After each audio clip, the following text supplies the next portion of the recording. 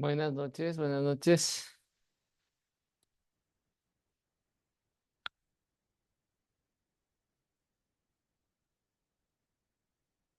Buenas noches, ingeniero. Noches, Buenas profe. noches, bienvenidos.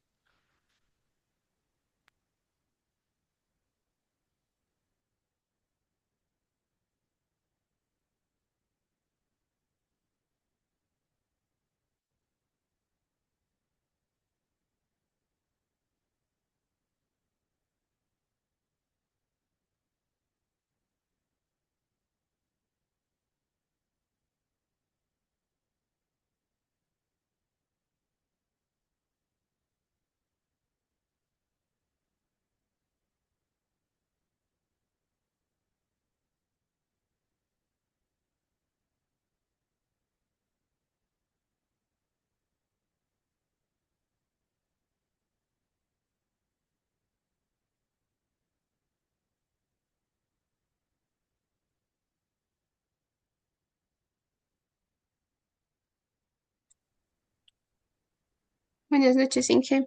Muy buenas noches.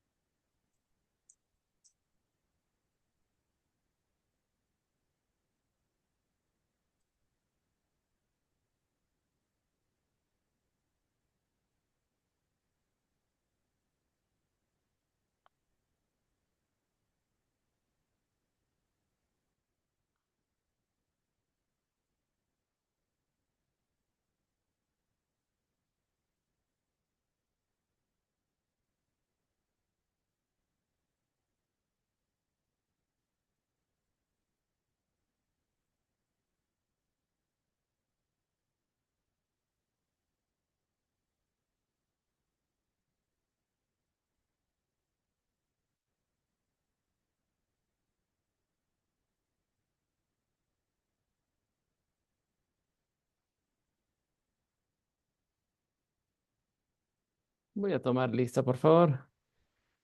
Heidi Caicedo,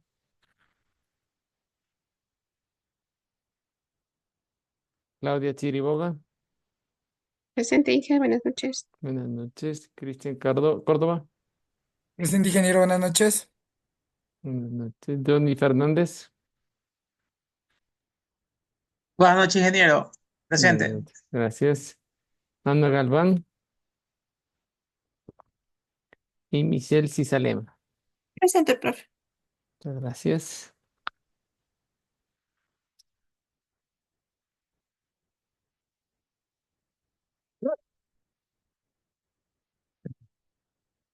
Ayer revisamos la parte del ejercicio, lo terminamos, lo mayorizaron y me imagino que cargaron a la plataforma, ¿cierto?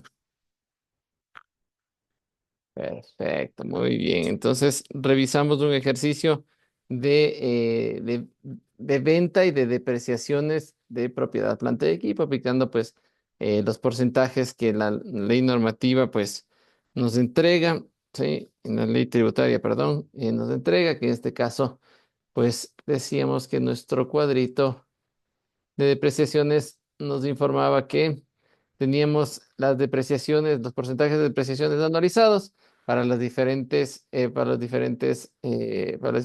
categorías de propiedad, planta y equipo. Teníamos maquinaria, edificios, maquinaria y equipo, muebles y enseres, equipos de oficina, vehículos y equipos de computación. Los porcentajes, pues para los edificios 5%, para la maquinaria, muebles en serie de equipos de oficina, que son todo el tema de instalaciones, 10%. Los vehículos se deprecian al 20%, ¿sí? Y el equipo de computación se deprecia al 33.33% anualizado, ¿no?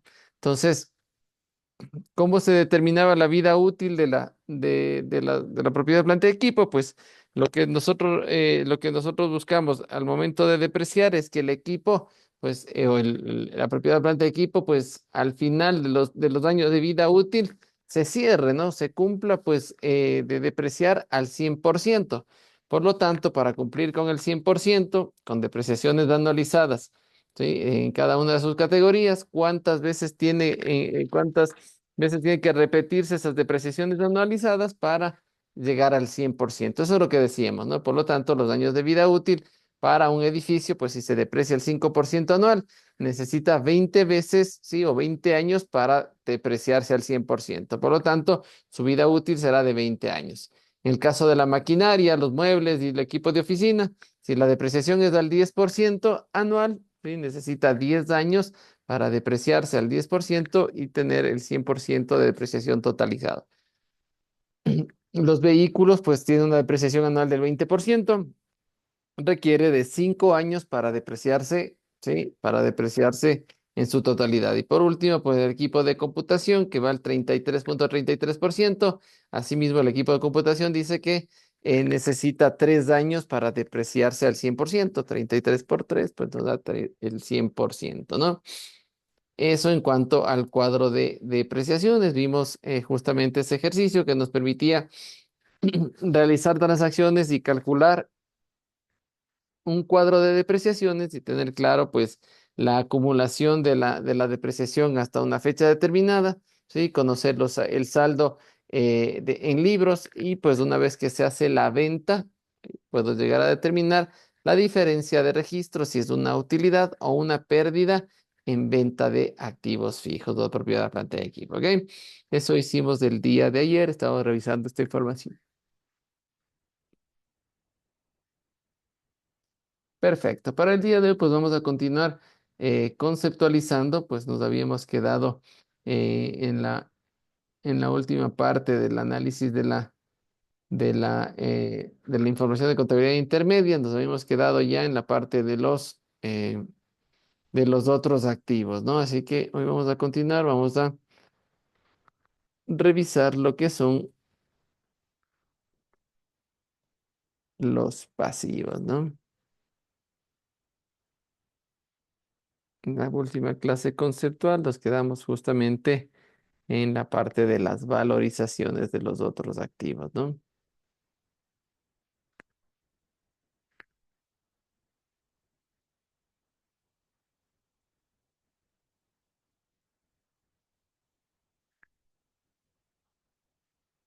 Perfecto.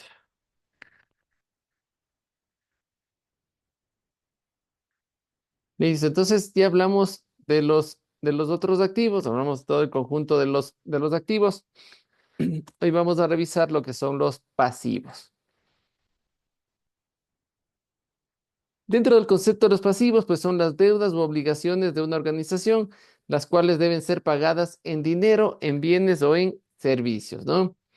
Y pues dentro de la clasificación del estado de situación financiera se tiene pues en cuenta el criterio de exigibilidad, es decir, la prioridad que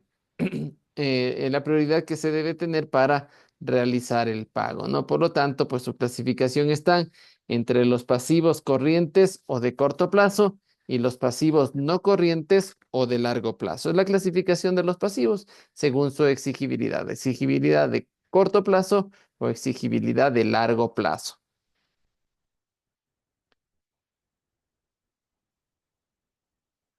Por lo tanto, pues si conceptualizamos cada uno de ellos, el pasivo corriente o de corto plazo son las obligaciones que se deben cubrir en un plazo no mayor a un año, ¿sí? Contando a partir de la fecha del estado de situación financiera. En el caso de los pasivos no corrientes o de largo plazo, pues son deudas que deben ser cubiertas en un plazo mayor a un año, ¿sí? A la fecha de presentación del balance. Algunas deudas pueden tener una porción corriente y una porción no corriente, ¿no? Si la constitución de la deuda, por ejemplo, una deuda con una financiera, pues me entrega un crédito a 5 años, ¿sí? La porción corriente será la del primer año, la que tengo que pagar, y la porción no corriente serán los restantes años, ¿no? Y asimismo, cada vez que va pasando el tiempo y liquido la deuda, ¿sí? El segundo año se volverá a porción corriente. ¿Por qué? Porque está dentro del año. Y así sucesivamente hasta que se extinga la deuda, ¿no? ¿Sí? Pasivos de corto plazo y pasivos de largo plazo. Un momentito, por favor.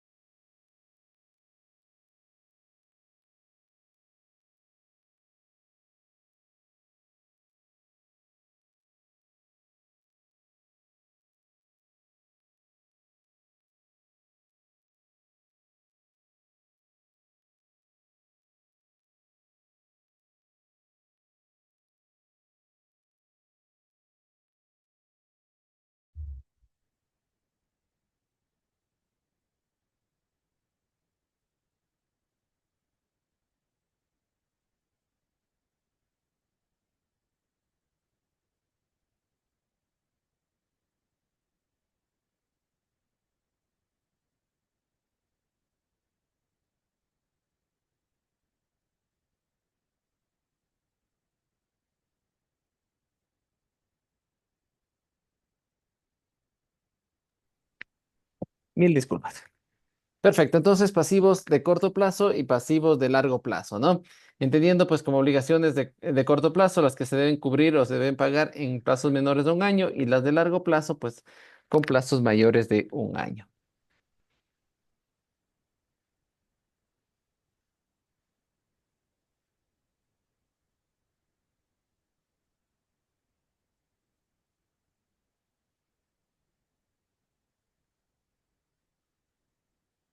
¿Qué encontramos dentro de las cuentas de los pasivos de corto plazo?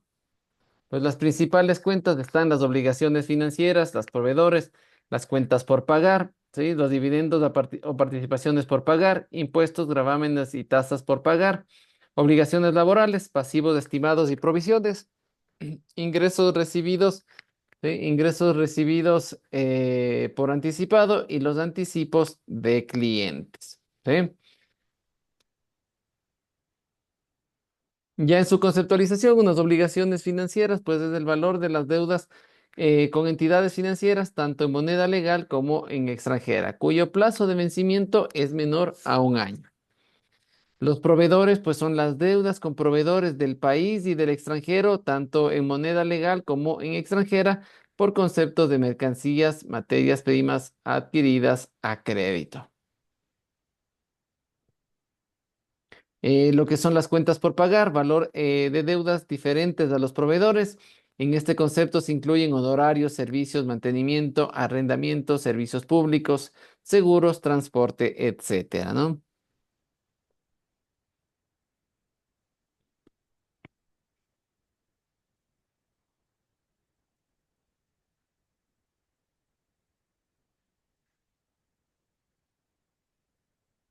Otras cuentas del pasivo corriente, pues también los dividendos o participaciones por pagar. En este caso, pues el valor de las deudas con accionistas o socios por concepto de dividendos o participación decretadas y no cubiertas, ¿no? Recordemos que un dividendo, pues es el pago de las utilidades, ¿sí? Que tiene, pues, el socio, ¿no? Y que es trasladado a una cuenta por pagar y que se lo paga a través de los dividendos.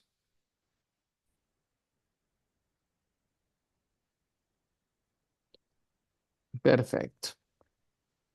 Obligaciones, no, perdón, los impuestos, gravámenes y tasas por pagar. En este caso, pues es el valor de las deudas con el Estado por concepto de impuestos y tasas tales como el impuesto a la renta, el IVA, impuestos a las industrias, la parte comercial, predios, vehículos, ¿sí? El pago de las salidas de divisas, que pues comúnmente se lo maneja dentro de estas cuentas, ¿no? Sí, que son pagos de impuestos que se pagan en el corto plazo.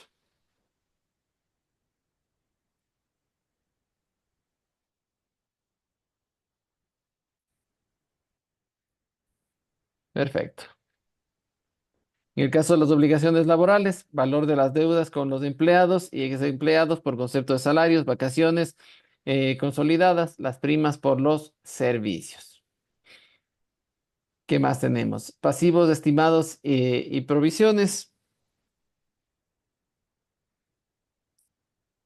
En este caso, pues representa el valor estimado de deudas por diferentes conceptos como el carácter laboral, por impuestos, por contingencias, ¿no? Todo lo que tiene que ver con las estimaciones y provisiones, pues el 13º, 14º, las vacaciones, ¿sí? Que son provisiones que se deben realizar, ¿sí? Y que se le tiene que cubrir al trabajador en los calendarios que manda la ley laboral, ¿no? Ingresos recibidos por anticipado, pues habla de los valores recibidos anticipadamente por servicios que no han sido prestados. Y los anticipos de clientes son los valores recibidos de clientes por bienes o productos que no han sido aún entregados, ¿no? Eso en cuanto a lo que son los pasivos corrientes, ¿no? ¿Cuáles son los pasivos no corrientes? Pues ya los habíamos definido, pero en este caso en particular dice algunas de las cuentas más representativas de los no corrientes, pues está en representación a las obligaciones financieras de largo plazo, ¿sí? Y a los bonos en circulación. ¿Qué es una obligación financiera de largo plazo? Representa las deudas con entidades, ¿sí? Con entidades financieras con plazos mayor a un año. En este caso, pues normalmente lo que se registra pues es una porción corriente y una porción no corriente, ¿no? Porque los contratos de financiamiento por parte de las instituciones financieras, pues recuerden que es por años seguidos a través de una tabla de amortización. Entonces, el periodo que está dentro del año, pues será porción corriente y se registrará en las obligaciones financieras de corto plazo y la diferencia del año 2 en adelante se registrará en obligaciones de largo plazo, ¿sí? En el caso de los bonos en circulación, en este caso representa la deuda por bonos en circulación. Esta operación se realiza pues en el Estado o entidades privadas de gran tamaño, ¿sí? No todas las entidades pueden emitir bonos, ¿sí? En ambos casos a través de una entidad bancaria que avala la operación. Recordemos que el Estado pues emite bonos a través del Banco Central, ¿sí? En el caso de las instituciones privadas, ¿sí? Emiten bonos a través de cualquier banco que pueda generarse, pues pueda generarse como un aval, ¿no? Y en este sentido, pues entregar bonos de endeudamiento que generalmente son de largo plazo y pues pueden tener composiciones diferentes, ¿no? Un bono en el cual pues se paga por cupones, ¿sí? Y que la deuda continuamente es de largo plazo. ¿Sí? Bonos que pueden tener periodicidades de año a año y tendrá una opción corriente y el resto será no corriente, o definitivamente un bono que sea un pago a la extinción al finalizar el periodo. Entonces tendremos pues un endeudamiento único de largo plazo. Cuéntame, Cristian. Yo tengo una pregunta. Ujú. ¿Y en qué parte entra aquí los fideicomisos? En este caso del manejo de un fideicomiso, pues tiene que ver dentro de la parte, si es una inversión, ¿sí? Y está respaldada a través de un fideicomiso, estará en las cuentas del activo. Si es un fideicomiso de deuda, ¿sí? Y es una deuda de largo plazo y el fideicomiso avala esa deuda, ¿sí? Estará dentro de las cuentas del pasivo corriente y no corriente. Recordemos que los fideicomisos, pues justamente sirven como aval para diferentes ambientes, para endeudamiento o para inversión.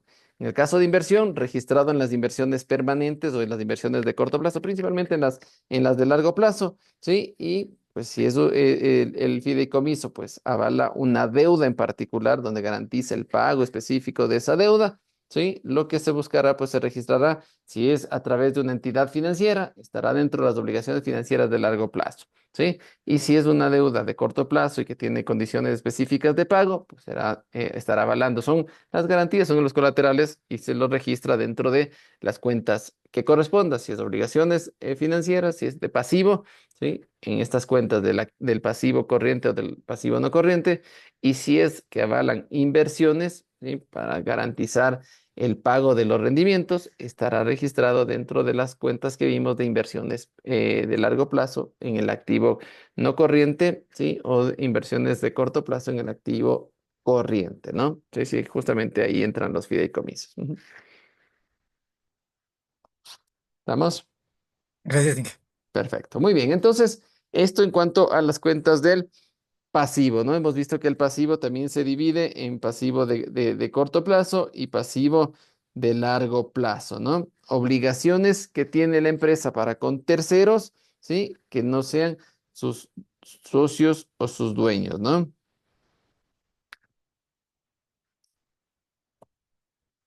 Lo siguiente, pues, es la cuenta número 3, la cuenta del patrimonio, ¿no? Recordemos que dentro del ámbito del patrimonio, pues, es todo lo que los socios aportaron dentro de la empresa, ¿sí? Y dice, pues, que representa el valor de los derechos de los propietarios sobre los recursos o activos de la organización. Contablemente corresponde a la diferencia entre el valor de los activos menos el valor de los pasivos, ¿sí? Se reconoce a este como una obligación o una deuda propia que se la conoce, ¿no? ¿Qué significa? Pues que el socio, el dueño de la empresa, pone recursos dentro de la organización para que pueda generar operaciones. Y esta constitución se reconoce como patrimonio. Y el patrimonio puede tener una clasificación de sus cuentas principales. En este caso en particular, pues es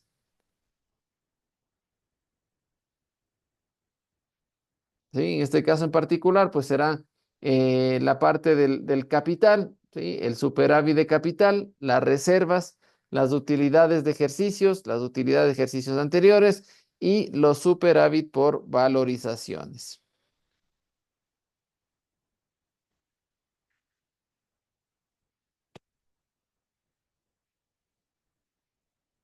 Perfecto. Entonces, estas son las cuentas principales. Vamos a darle pues el seguimiento a cada una de ellas.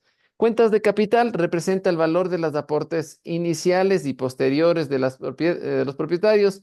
Toma diferentes denominaciones dependiendo del título de la organización. Por ejemplo, dice dentro de una sociedad, ¿sí? Podemos tener de sociedades de capital, sociedades de personas o sociedades naturales. Si es una sociedad de capital, pues tendremos tres tipos de capitales: capital autorizado, capital suscrito y el capital pagado, ¿sí? Estos tres pueden estar dentro del ámbito contable, ¿sí? Un capital autorizado, pues desde el momento de la constitución, el que me permite, ¿sí? Y voy generando aumentos y en este caso el organismo rector, si es la superintendencia de compañías, me va autorizando del capital que yo puedo tener dentro de la organización, ¿sí? Y normalmente pues tiene un mínimo dependiendo de la sociedad. Si es una sociedad anónima, sí, mínimo $1,000 de capital. Si es una compañía limitada, mínimo $400 de capital. Y en el caso de las SAS hoy en día, pues que no tienen un valor mínimo de capital que puede empezar a partir de los $20, ¿no? Y en el caso del capital suscrito, ¿sí? Yo puedo tener un capital autorizado, ¿sí? Autorizado, capital de $1,000,000, pero dentro de la suscripción de la Constitución puedo tener $100,000 de capital, ¿sí? Que es el que está suscrito en en la Constitución y el que he podido registrar. Y en el caso del capital pagado, en cambio, es el capital que he entregado, el capital que ya tiene especies. Recordemos que la aportación de capital no solo es en dinero, puede ser en dinero, puede ser en especies, puede ser en propiedades, ¿no? Por lo tanto, pues a ese se le conoce como capital pagado. Entonces, tengo tres tipos de capital: el autorizado, dentro del órgano rector, ¿sí? Si es la super de compañías, del que me autoriza tener, el que me autoriza que yo podría tener, ¿sí? Independientemente del valor. El capital suscrito es el que yo ya decido, si tengo una amplitud autorizado hasta $1,000,000 y suscribo que voy a aportar $100,000, ese es mi suscrito. Y el capital pagado será el que ya he ido entregando. Generalmente, pues si yo, qué sé yo, una empresa dice, voy a tener un capital de 100,000, un capital de $100,000 y voy pagando en cuotas, ¿sí? Voy pagando, pues voy a hacer una primera aportación de 50, luego una de 10, ese será el capital pagado, hasta llegar a completar lo suscrito. Si es los $100,000, los $100,000. Si quiero completar el autorizado y es $1,000,000, hasta que llegue a completar el $1,000,000. Y se convertirá en capital pagado. ¿Estamos? Las sociedades de personas, dice, son las cuotas o partes de interés social, donde las personas se asocian. ¿Sí? Habíamos visto clasificaciones de una comandita, ¿sí? Una comandita por acciones, una comandita simple, una asociación de personas por nombre, de orden de asociación, de registro de ambiente civil, ¿sí? Y aquí también, pues, cada una de las personas dentro de esta sociedad, pues, aportan y tienen cuotas de participación de interés social, ¿cierto? Entonces, puede aportar un valor y esa será una cuota de participación.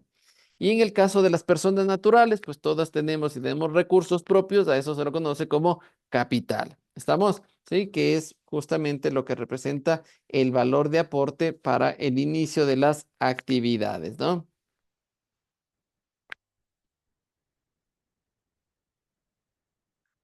Perfecto.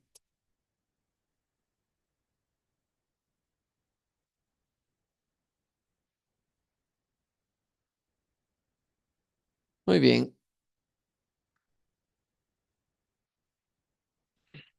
Luego tenemos dentro de las cuentas de patrimonio, ¿sí? Dentro de las cuentas principales del patrimonio, pues también tenemos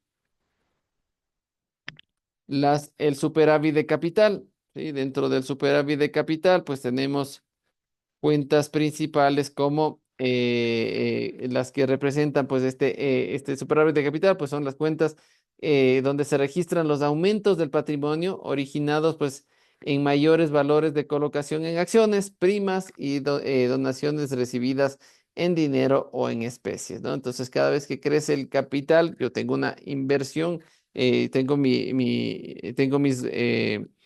acciones que cotizan en bolsa de valores y normalmente pues las acciones pues si están en bolsa de valores fluctúa el valor a valor de mercado. Entonces, si tengo un crecimiento de mi valor de acción, tendré que registrar esa diferencia. ¿Dónde la registro? En el superávit de capital, ¿sí? Básicamente sirve esta cuenta para el registro de esas variaciones.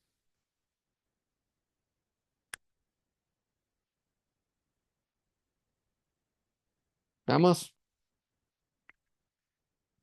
Las reservas, en este caso dice, las reservas pues representa el valor de las de utilidades de ejercicios anteriores que permanecen dentro del patrimonio y a las cuales pues les ha dado una destinación pues específica, ¿no? Por disposición de la ley, por estatutos o por la decisión de las máximas órganos de la dirección. Entonces tengo tres tipos de reserva. La primera reserva es la reserva legal. La segunda reserva es la que viene en los estatutos, ¿sí? Reserva estatutaria. Y la tercera reserva es por la decisión máxima del órgano de dirección. Esa es la Junta General de Socios, ¿cierto? Entonces, puedo reservar bajo tres aspectos. El primero, por la ley. La ley me obliga a que yo tengo que generar una reserva, ¿sí? Por la sociedad a la que pertenezco. La segunda, pues es por los estatutos, donde los estatutos dirá la reserva de cada año en el patrimonio será de un porcentaje. Y en el caso de la decisión que puedan tomar los socios de reservar, ¿sí? Una junta general, los socios pues llevan a votación y si se decide generar un valor de reserva, pues se la registra dentro de esta cuenta, ¿no? Luego tenemos las utilidades de ejercicio. Representa un aumento patrimonial al cual posteriormente se le puede dar un destino específico, ¿no? Por ejemplo, convertir una parte en reserva y otra parte distribuirla a los socios, ¿sí? Si en el ejercicio contable se presenta pues una pérdida, esta se presenta en el patrimonio restando, ¿no? Es decir, se ocasiona una disminución del patrimonio. Entonces, cada vez que generamos operaciones dentro de la compañía, recordemos que estas operaciones, ¿sí? Al generar ingresos menos los costos y los gastos, me genera una diferencia, que es una utilidad o pérdida del ejercicio. Si es una utilidad, aumentará mi capital, sí, aumentará mi patrimonio. ¿Sí? Porque recordemos que estará registrada en la cuenta de utilidad del ejercicio, ¿sí? Obviamente con signo positivo. Y si es una pérdida, entrará a la cuenta de pérdida del ejercicio y restará el patrimonio, vendrá con signo negativo. ¿Estamos? ¿Sí? La utilidad o pérdida del ejercicio. Luego tenemos pues las utilidades de ejercicios anteriores. Aquí representa pues el valor de las utilidades de ejercicios anteriores a los cuales no se les ha dado un destino específico, o sea, ser una reserva o distribuirse entre los socios, ¿no? Entonces está en la cuenta del patrimonio, ¿sí? En espera de que se tome una decisión.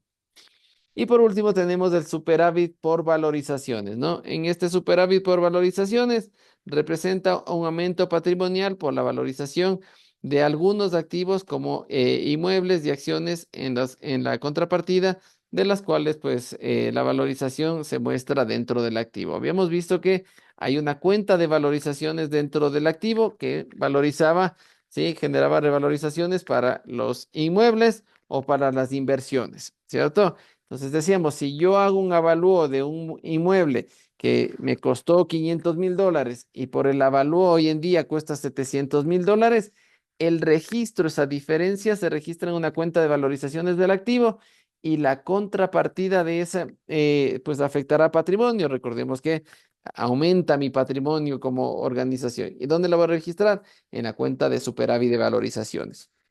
Registro esos $200,000 adicionales. Si yo tengo igual mis inversiones en acciones dentro de otras empresas y el valor de la acción va fluctuando ¿sí? Y la valorización de las acciones.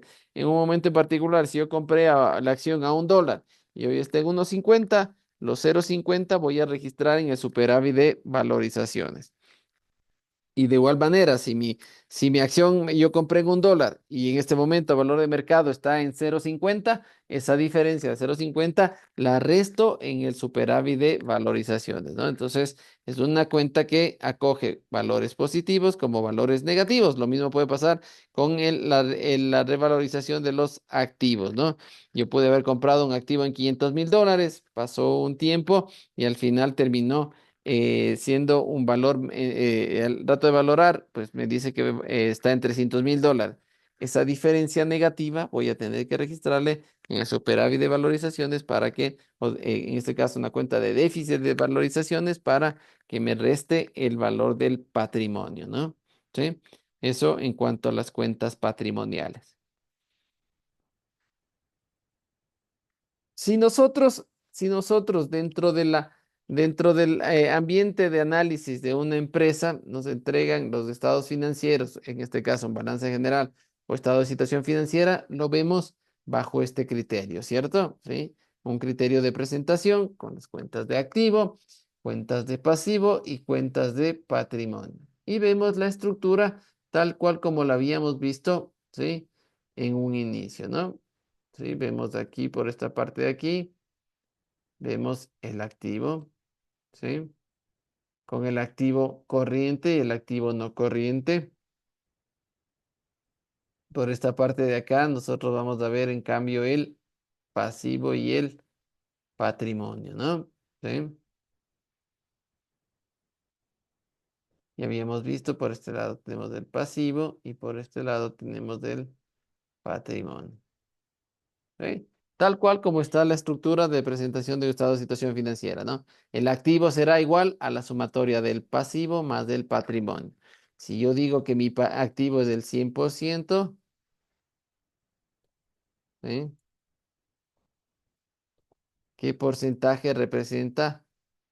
¿Sí? ¿Qué porcentaje representa mi pasivo? ¿Qué porcentaje representa mi patrimonio? ¿Sí? Y saco una estructura. La sumatoria de los dos debe darme el 100%. ¿Sí? Entonces yo con eso puedo llegar a desarrollar un análisis de ambiente financiero. La presentación de estados financieros, pues podemos tener de varios años en particular. En este caso son de 2 años en conjunto.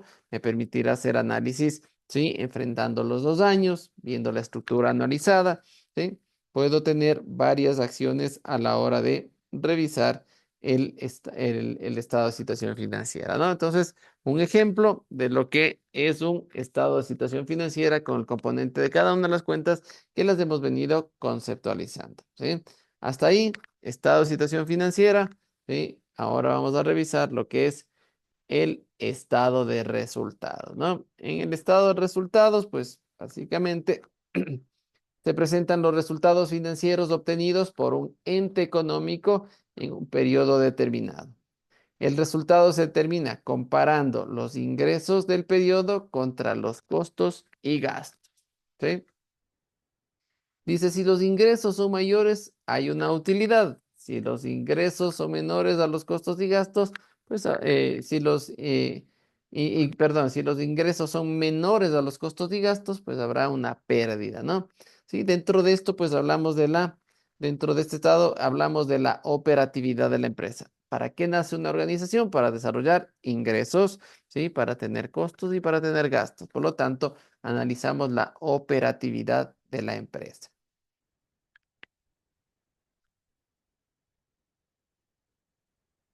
Y vamos a conceptualizar a los ingresos, ¿no? Sí, si nosotros vemos a los ingresos son un aumento transitorio del patrimonio, ¿sí? Que genera aumento de los activos o disminución de los pasivos, ¿cierto? Entonces vamos a hacer un primer análisis. Dice que si yo genero un ingreso, voy a tener un aumento transitorio del patrimonio, ¿sí? Porque si mi ingreso es al 100%, se va a volver mi utilidad, ¿cierto? Y mi utilidad decía que aumentaba el patrimonio. Lo mismo pasa con el activo, ¿sí? Si yo genero un ingreso, ¿sí? Genero un servicio y ese servicio lo vendo, ¿cierto? Lo vendo en $100, ¿sí? Y pues me pagan por ese servicio $100. ¿A dónde se va? Se va a la cuenta bancos o la cuenta caja de $100. Por lo tanto, aumenta también el activo. ¿Puede generar una disminución del pasivo? Sí, puede generar, ¿sí? Si yo tengo una cuenta por pagar, ¿sí? Con un proveedor y ese proveedor me pide un bien o un servicio mío y lo facturo, ¿sí? Yo con ese dinero que tenía que pagarme puedo cruzar una cuenta por pagar y en un cruce de cuentas. Por lo tanto, puede disminuir tranquilamente mi pasivo. O si yo tomo ese dinero que ingresa, que me genera el ingreso, ¿sí? Tomo ese dinero y pago el pasivo, puedo hacer que disminuya el pasivo. Ese es el efecto que puede generar un ingreso. Dice conceptualmente, pues el ingreso se clasifica en dos. El primero, pues en ingresos operacionales y el segundo en ingresos no operacionales, ¿sí? En las empresas comerciales e industriales se utiliza la cuenta, normalmente se utiliza la cuenta de ventas. En las empresas de servicios se utiliza la cuenta llamada ingreso, acompañada del concepto del cual voy a desarrollar el servicio, ¿no? Entonces, si es un servicio de consultoría, si es un servicio legal, es un servicio de transporte, entonces viene la cuenta ingreso con la denominación a la que corresponda, ¿no? Entonces tenemos ingresos operacionales e ingresos no operacionales. ¿Qué es un ingreso operacional? ¿Sí? Los operacionales son aquellos ingresos que se originan que origina el objeto propio de la organización, especialmente en la venta de bienes y servicios. Por ejemplo, yo soy una empresa, ¿sí? Que se dedica, pues, su objeto social es dar servicio de transporte. Todo lo que facture por el transporte, ¿sí? Será un ingreso operacional, ¿cierto? Si por ahí tengo para alquilar una vivienda o alquilar un galpón, porque forma parte de las propiedades de la organización, ese sería un ingreso no operacional que lo vamos a conceptualizar en este momento. Entonces me dice, los ingresos no operacionales, ¿sí? Los ingresos no operacionales se originan en actividades diferentes al objeto social por conceptos tales como la venta de materiales de desecho, intereses por operaciones financieras, arrendamientos, dividendos, ¿sí? Y participaciones de utilidades, utilidades en venta de inversiones, utilidad en venta de propiedad de planta de equipo, recuperación de gasto de ejercicios anteriores, ¿no? ¿Sí? Son cuentas no operacionales, de ingresos no operacionales.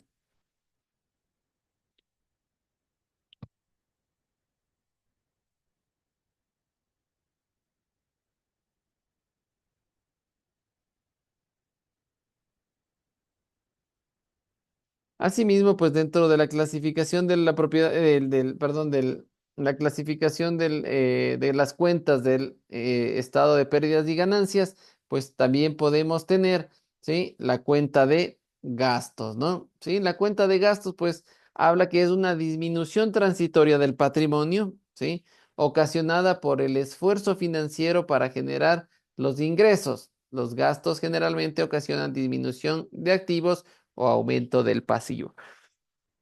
Y este efecto se da de la siguiente manera. ¿Por qué un aumento transitorio del patrimonio? Porque si yo solo genero gastos y no tengo ingresos, tendré una pérdida, ¿sí? Esta pérdida se registra en el patrimonio y me hace una disminución del patrimonio, ¿cierto? Por otro lado, pues yo puedo tener una disminución del activo. ¿Por qué? Voy a incurrir en un gasto de arriendo y tengo que pagar el arriendo. ¿De dónde tomo? Lo tomo de caja o de banco. Por lo tanto, disminuye mi activo. Y puede generar un aumento del pasivo, también dice, ¿cierto? ¿Por qué? Porque si yo compro a crédito, ¿sí? Compro qué sé yo, tengo una compra de un artículo para mantenimiento de la maquinaria, es una compra de un gasto, ¿sí? Y si lo compro a crédito, pues voy a tener una cuenta por pagar, ¿no? Y por lo tanto, pues a través de eso yo puedo generar un aumento del patrimonio, ¿no?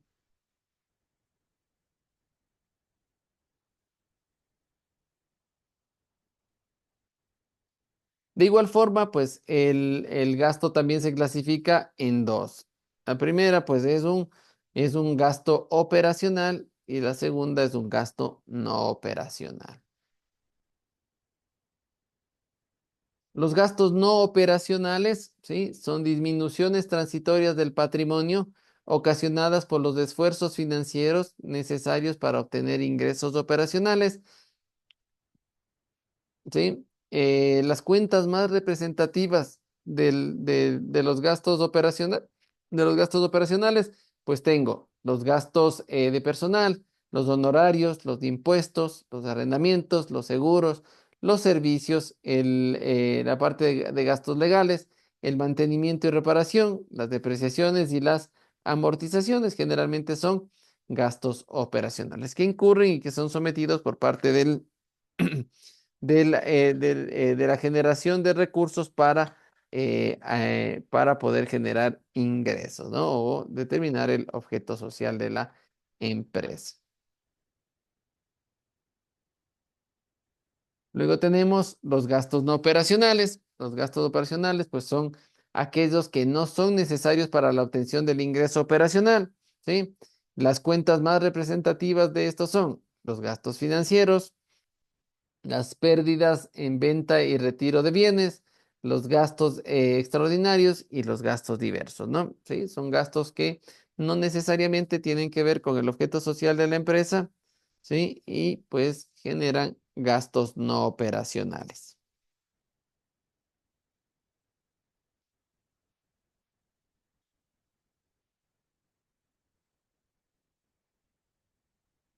Recordemos que dentro del estado de situación de resultados, ¿sí? Dentro del estado de resultados, pues tenemos gastos y también tenemos costos.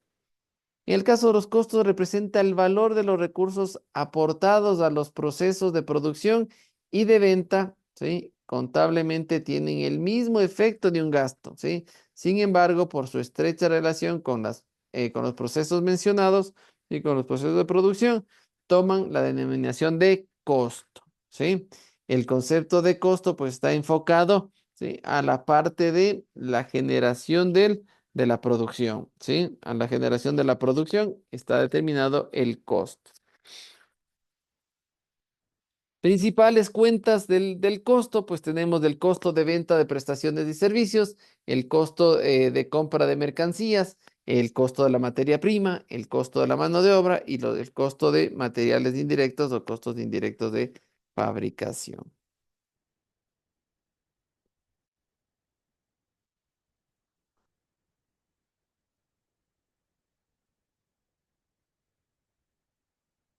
Y aquí tenemos una pequeña estructura del estado de resultados, ¿sí? Habíamos visto que el estado de resultados pues tiene básicamente la generación de los ingresos inicialmente, ¿sí? Resta los costos y gastos y genera todo tipo de utilidades, ¿no? Utilidad operacional, tenemos la utilidad antes de impuestos, si sacamos de impuestos tenemos una utilidad neta.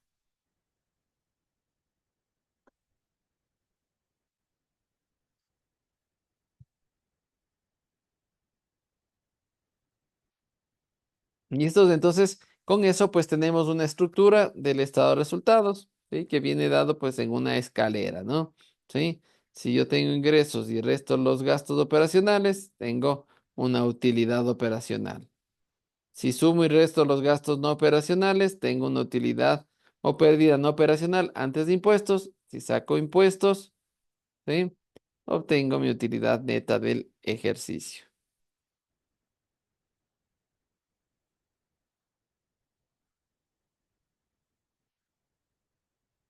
Y ahí tenemos una estructura de estado de resultados, ¿sí? Una estructura de estado de resultados, ¿sí? Que nos ayuda a determinar, partiendo de los ingresos, que es el tope, ¿sí? Los costos y gastos, generándome utilidades operacionales, los ingresos no operacionales y gastos no operacionales, y me da los resultados, ¿no? Utilidad bruta en ventas, utilidad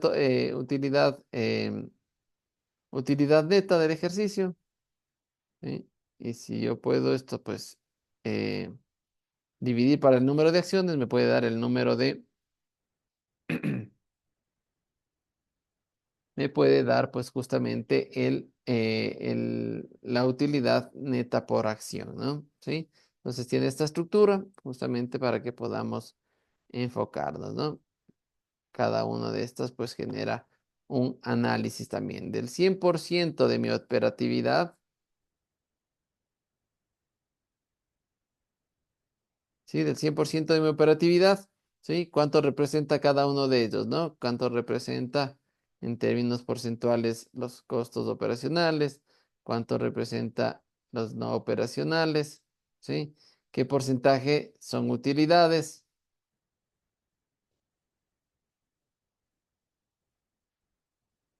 ¿Sí?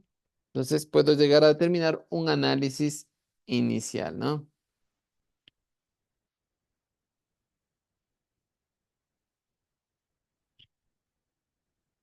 Eso en cuanto a la parte de lo que es un estado de resultado. Entonces hemos visto y hemos conceptualizado tanto el estado de situación financiera como el estado de resultados, ¿no? Cada uno de ellos, pues visto desde el ámbito de cada una de las cuentas y me permite, pues, analizar bajo ese concepto. ¿Estamos?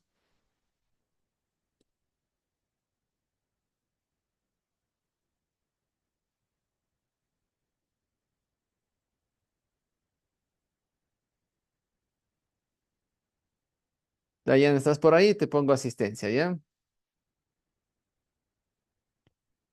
Buenas noches, sí, aquí estoy. Pensé Chévere, que- ahora sí pudiste ingresar. Sí, ayer, Dios mío, qué complicado. Uy. Bueno, en todo caso, hablaste con la parte académica. Ah, sí, sí, o sea, sí, igual sí me dijeron que me van a ayudar. Sí, porfa, y chévere que hables con ellos porque ellos son los únicos que pueden ponerte asistencia, ¿ya? Ya, gracias, igual. Chévere, gracias.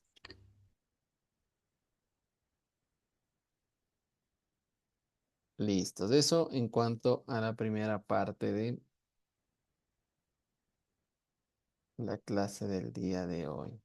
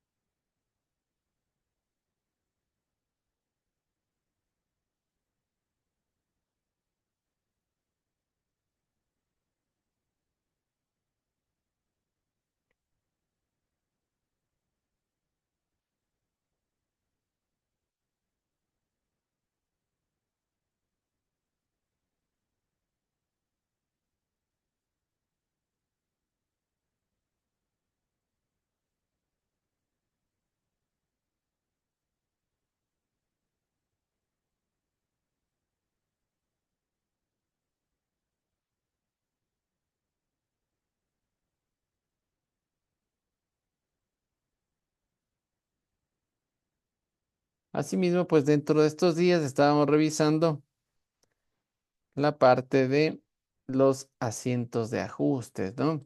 Que se requieren pues justamente para poder cerrar y determinar los estados financieros. Sí, hicimos pues un poco de revisión de los diferentes tipos de ajustes, ¿sí? Que se maneja en el ámbito contable, ¿no? Los principales clases de ajustes, pues están enfocados en los ajustes de activos y pasivos de los diferidos, ¿sí? Ajustes de activos y pasivos acumulados, los ajustes de activos, propiedad, planta y equipo, que son las depreciaciones, ajustes de cuentas malas o cuentas incobrables, los ajustes por errores numéricos, ¿no? Ustedes hicieron ya una parte que vinculaba estos ajustes con la norma internacional. Sí, hoy vamos a conceptualizarlo de forma breve, la parte de los ajustes, ¿no? Dentro de los ajustes de activos y pasivos diferidos, cuando pues utilizamos cuentas del diferido, ¿sí? En el caso de los activos a corto plazo, son gastos que ya son pagados por anticipado, que se espera que se conviertan en gastos reales en plazos no mayor a un año, ¿no?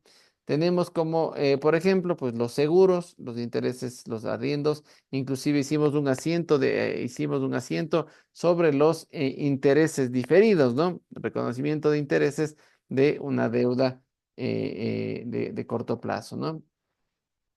En este caso, pues para el tratamiento de un ajuste de activos diferidos, pues se debita una cuenta de gasto, cualquiera que sea el concepto, y se acredita a una cuenta de activo denominada pagos anticipados, cualquiera sea el concepto, sea arriendo, sea intereses, sea seguros.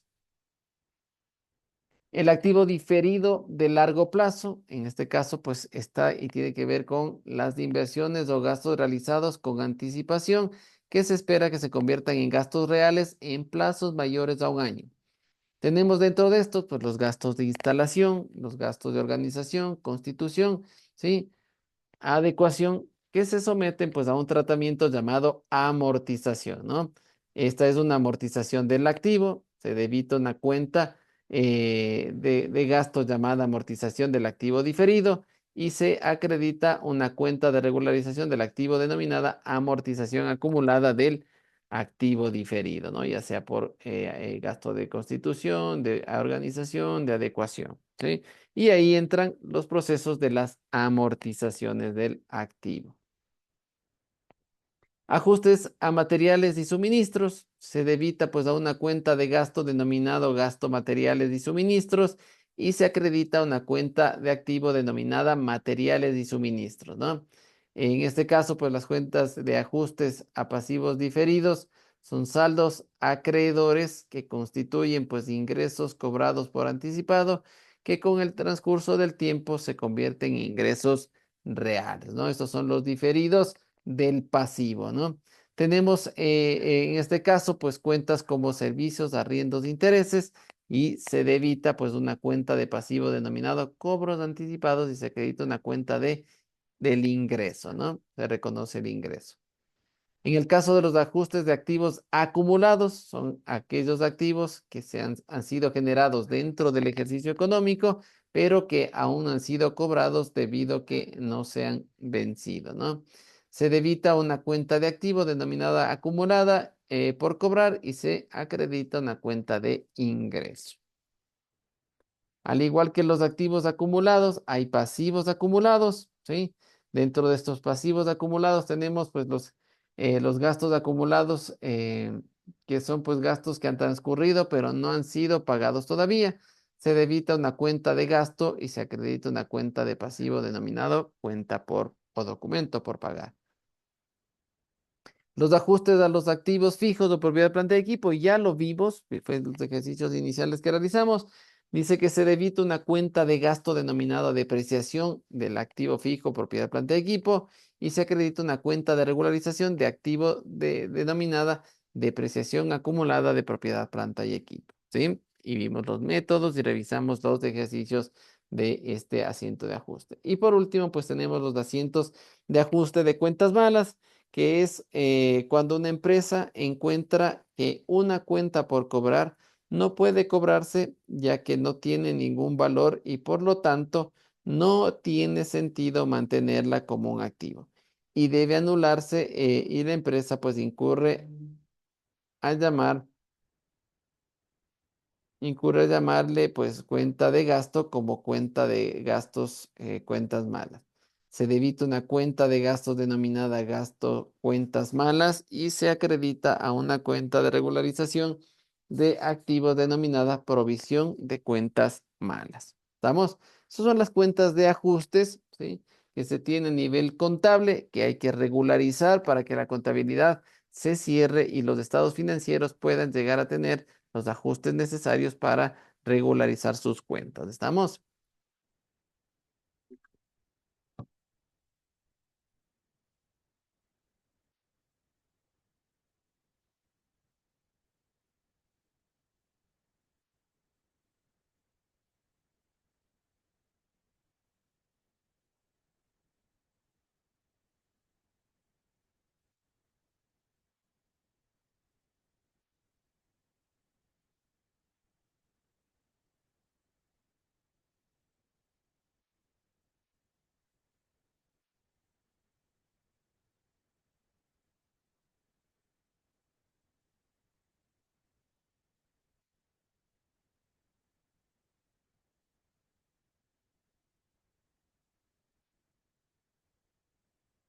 Y pues por último, pues dentro de la interpretación de los estados financieros, como para ir generando ese conocimiento,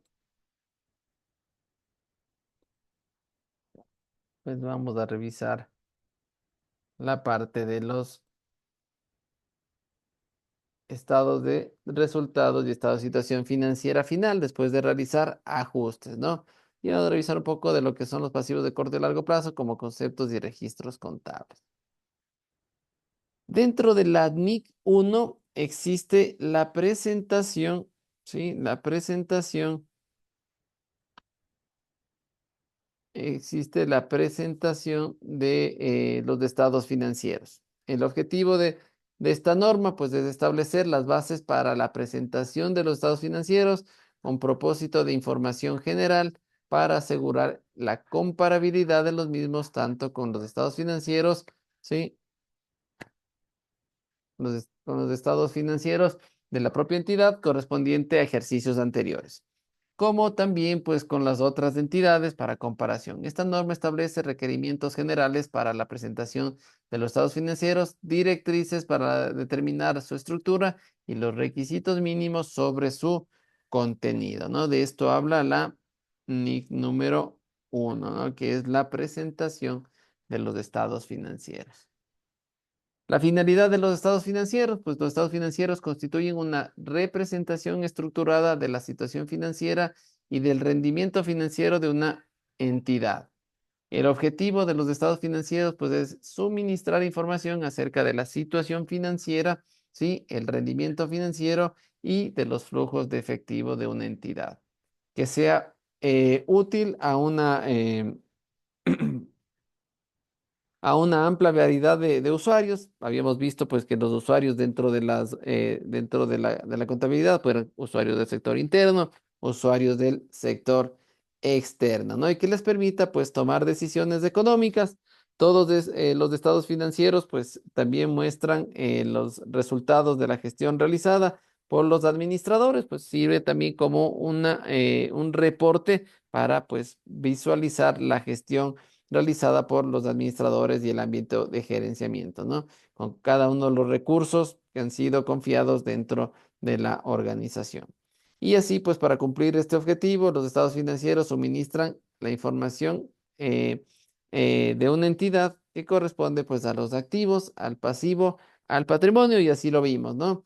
Los ingresos y gastos en los que incluyen las ganancias y las pérdidas, también pues habla de las aportaciones de los propietarios y las distribuciones de los mismos en sus condiciones tales como pues el patrimonio neto, las reservas, ¿sí? La parte de los resultados. Y por último, pues el flujo de efectivo a través de sus actividades, ¿no? Actividades de inversión, actividades de financiamiento y actividades operacionales, ¿no? De operación. ¿Sí? Esos son los estados financieros. Y dice pues que en conjunto completo, pues un conjunto completo de los estados financieros, un conjunto completo de estados financieros comprende el estado de situación financiera, ¿sí? Al finalizar el periodo, al finalizar el ejercicio. Un estado de resultados global del ejercicio, ¿sí? Que comprende el 1 de enero al 31 de diciembre. Un estado de cambio de patrimonio neto del ejercicio para conocer esas variaciones de cada una de las cuentas del patrimonio y un estado de flujo de efectivo, ¿sí? Del ejercicio. Adicional a eso, pues se acompaña con las notas explicativas, ¿sí? Que son un resumen de las políticas contables más significativas y cualquier otro tipo de información que dé explicación de cómo se construyeron esos estados financieros. Un estado de situación financiera al principio del ejercicio comparativo más antiguo en el que una entidad aplica una política contable retroactiva o realiza una reexpresión retroactiva a partir de incluidas en los estados financieros o cuando se reclasifica partidas de dicho estado financiero. También, pues, si hay algún cambio en estados financieros anteriores, pues, se acompañará dentro del conjunto completo de los estados financieros. Y esto, pues, forma parte de la carga de información a la Superintendencia de Compañías.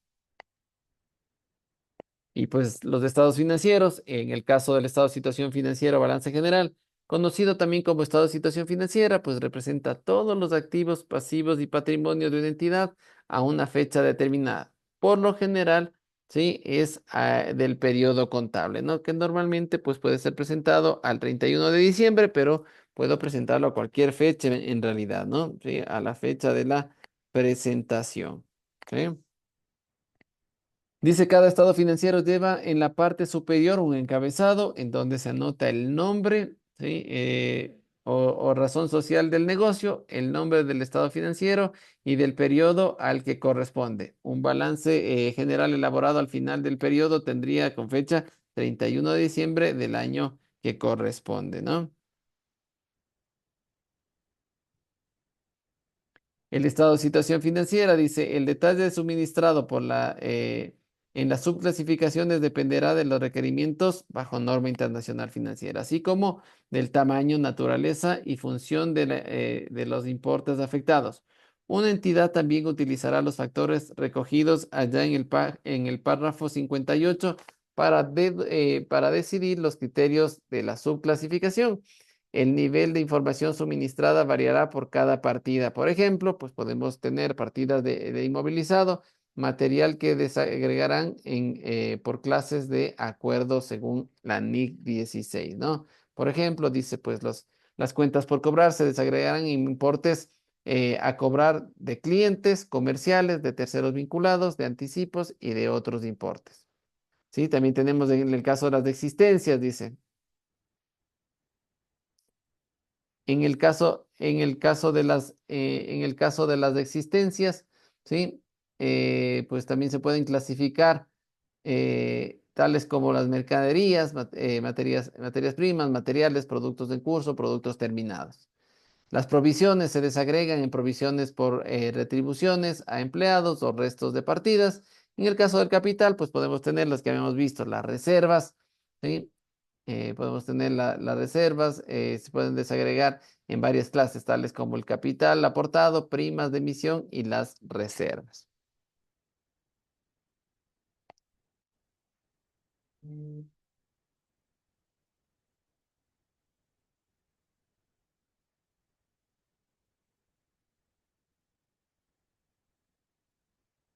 ¿Vamos?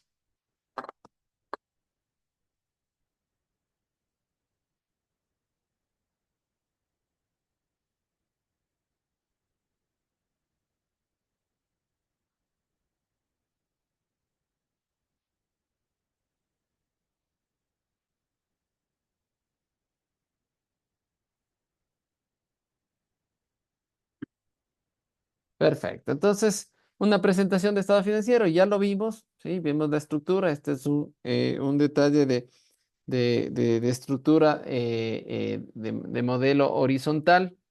Perdón, vertical, en donde podemos tener, pues, hacia abajo, pues, las cuentas del activo, activo corriente, activo no corriente, caso del pasivo, pasivo no corriente, pasivo corriente y no corriente, y las cuentas del patrimonio, ¿no? Sí, capital, reservas y las diferentes utilidades y los superávit, ¿no?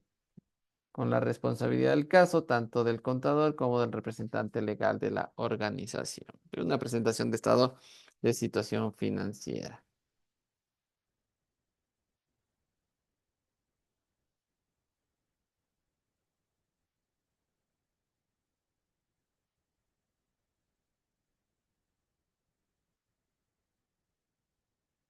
Perfecto.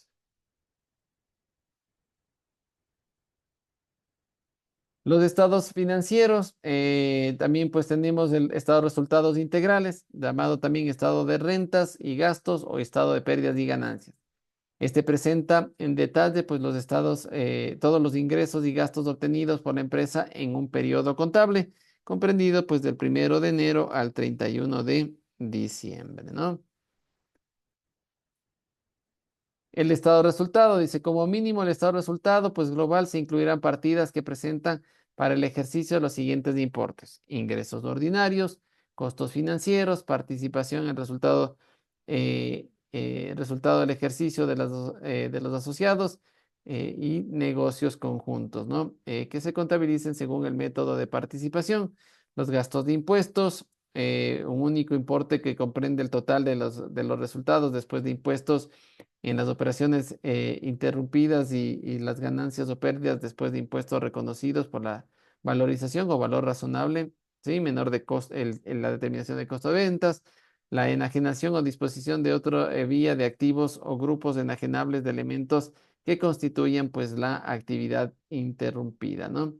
El resultado del ejercicio, cada componente de otro resultado global clasificado por naturaleza, aquí se excluyen los importes a lo que se refiere en el apartado de la participación del resto de resultados, la parte global de la asociación y negocios conjuntos en lo que, donde se contabilicen pues según el método de participación y por último el resultado global o la utilidad neta del ejercicio, ¿no?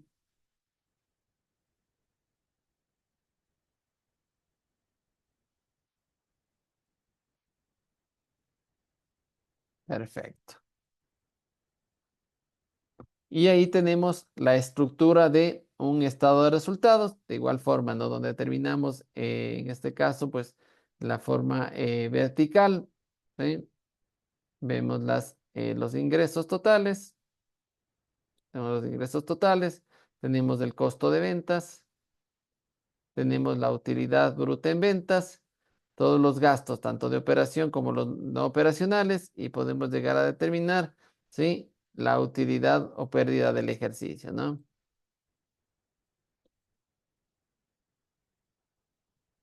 Como es integral, en este caso en particular, pues podemos tener las otras cuentas, ¿no? De participación y otros resultados integrales. Este es un modelo de estado de resultados que pues se lo analiza y se lo irá revisando en conjunto. La interpretación de los estados financieros, pues el análisis e interpretación de los estados financieros es un estudio relacionado que existe entre los diversos elementos de un negocio, ¿no? Manifestados por un conjunto de estados financieros pertenecientes a un mismo ejercicio, ¿sí? Y de las tendencias de esos elementos mostrados en una serie de estados financieros correspondiente a varios ejercicios en particular, no solo dos, sino en algunos estados financieros. Dice, por lo tanto, el análisis financiero es una disciplina que permite dar pautas para la formulación de juicios que proporcionan pues elementos que permitan formar una opinión sobre las cifras que presentan los estados financieros de una empresa y lograr un mejor conocimiento general de la empresa en cuestión. El análisis financiero pues permite también a un analista experimentado detectar problemas que pueden haber pasado pues inadvertidos o que la dirección de la empresa pues no la ha concedido la importancia necesaria, ¿no? El análisis financiero pues permite dar una mejor visualización. El análisis financiero permite también al analista poder determinar cuáles son las medidas correctivas para solucionar estos problemas. ¿Qué significa? Pues es una antesala a la toma de decisiones, ¿cierto? El análisis y la interpretación de los estados financieros sirve justamente para poder revisar y poder interpretar los estados financieros y poder tomar decisiones sobre los mismos, ¿no? Algo sobre la parte de norma internacional sobre los pasivos corrientes. Dice que dentro de una entidad se clasificará un pasivo como corriente cuando se espera cancelar un pasivo en su ciclo normal de explotación. Mantiene el pasivo, ¿sí? Mantiene el pasivo principalmente con fines de negociación. El pasivo debe liquidarse dentro de 12 meses siguientes a la fecha del ejercicio sobre el que se informa. La entidad no tiene derecho incondicional para aplazar la cancelación del pasivo durante al menos 12 meses siguientes a la fecha del ejercicio sobre el que se informa, ¿no? Y una entidad clasificará todos los demás pasivos como no corrientes, los que son de fechas superiores a un año. Los pasivos corrientes, dice algunos pasivos corrientes tales como las cuentas comerciales por pagar y otros pasivos devengados, ya sea por costes de personal o por otros costes de explotación, formarán parte del capital circulante utilizado en el ciclo normal de la explotación de la entidad. Y una entidad clasificará estas partidas de explotación como pasivos corrientes, aun cuando vayan a liquidar 12 meses después de la fecha del ejercicio sobre el que se informa, ¿no? El mismo ciclo normal de explotación, pues en cuanto al ambiente de del, de, al ambiente de lo que tiene que ver con el pago dentro de estos 12 meses, pues se lo considerará como activo corriente, ¿no?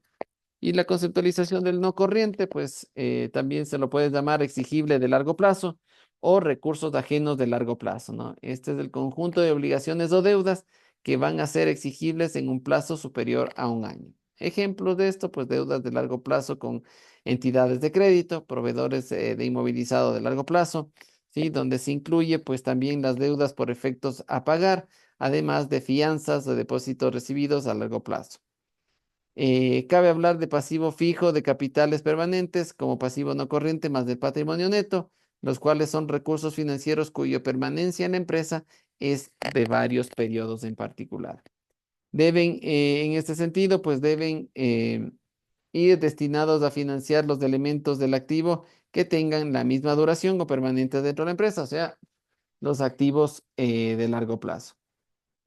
Los capitales permanentes están formados, entre otros, con los créditos concedidos a las empresas a medio y largo plazo, ¿sí? Los beneficios no distribuidos, las reservas y las reservas y las aportaciones de los propietarios o socios de capital, ¿sí? Con eso, pues, hemos revisado el tema de el tema de el tema de lo que es la interpretación y los estados financieros, ¿no?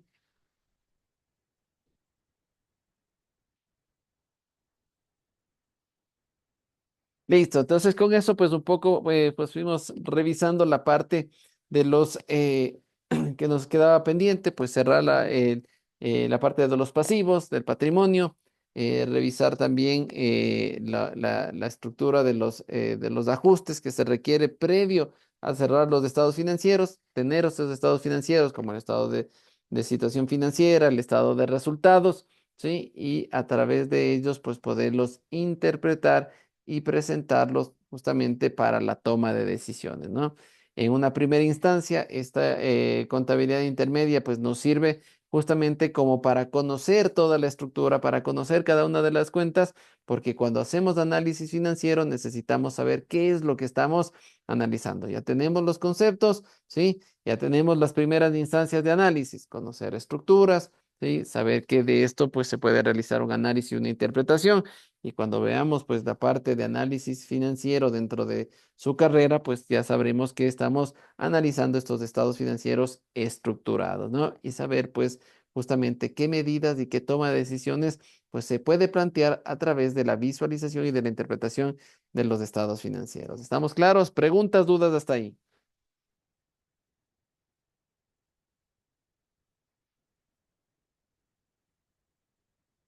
¿Ninguna? Perfecto. Entonces, con eso pues vamos finalizando la clase de contabilidad intermedia. Hemos llegado a revisar pues justamente hasta la interpretación de los estados financieros, que es la premisa inmediatamente anterior de lo que es la contabilidad intermedia 2, ¿sí? Y sobre todo también pues el ambiente de análisis financiero y herramientas financieras que podrán verlo en el futuro. ¿Estamos? Perfecto, muchachos. Entonces, el día lunes hay examen final, no se olviden, hay que presentar el trabajo de investigación, ¿sí? Bajo las líneas de investigación que les habíamos planteado, pues la contabilidad intermedia pues tenía líneas de investigación, si son reducidas, eran tres, pero pues de información sumamente importante, como por ejemplo el ambiente tributario, ¿sí? Un ambiente de análisis importante. Si nos lanzamos por el tema de normas internacionales, tanto NIC como NIF, ¿sí? Para la presentación de estados financieros, justamente para un correcto uso de las NIF dentro del manejo contable financiero, pues también puede ser una guía a través de aquello, ¿no? Y por otro lado, pues habíamos visto también materia laboral, ¿sí? Cambios en temas laborales que puedan influenciar, pues, en la construcción de estados financieros, podría ser otro tema, ¿no? En el cual estaban trabajando. el día lunes, como les decía, pues ya solo se conecta directamente a la plataforma para desarrollar el examen, ¿sí? Desarrollar el examen que asimismo pues tendrán las 2 horas para hacer el examen. Constará pues de ejercicios. Hicimos de ejercicios de depreciaciones, hicimos de ejercicios de adquisición de propiedad, planta y equipo. Así que puede ser bajo esas dos vías, ¿no? Sí. ¿Sí? En este caso, Tengo pues unos facilitos, profe. facilito, ¿no? Hay conceptualización, recuerden, toda la información que está dentro de la plataforma, pues será susceptible de preguntas para la parte conceptual. Una parte conceptual y una parte de ejercicios. Dos ejercicios que podemos tener, como les decía, adquisición de propiedad, planta y equipo y las depreciaciones también, ¿no? Sí, cuadros de depreciaciones también. Así que hay para desarrollar pues un poco de información en el ejercicio. Así que no se olviden de aquello. Siempre les doy un tiempo prudente para que desarrollen el ejercicio, para que puedan contestar las preguntas y sobre todo para que puedan cargarlo, ¿no? ¿Sí? Eh, Eso en cuanto a la parte del examen. Profe, ¿cuánto tiempo va a ser? Tienen las 2 horas y recuerden, es hora 45 para el examen y 15 minutos para que puedan cargar la información, ¿ok? Sí, no pueden llegar a las 9 de la noche e intentar cargar porque saben que se les cierra automáticamente. ¿Estamos?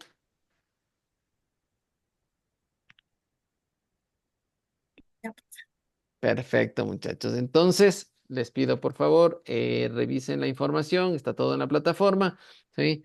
Y pues cualquier cosa, pues estaríamos mirándonos en la siguiente materia que tengamos que tendrá que ver alrededor de lo económico, administrativo o financiero contable. ¿Vamos?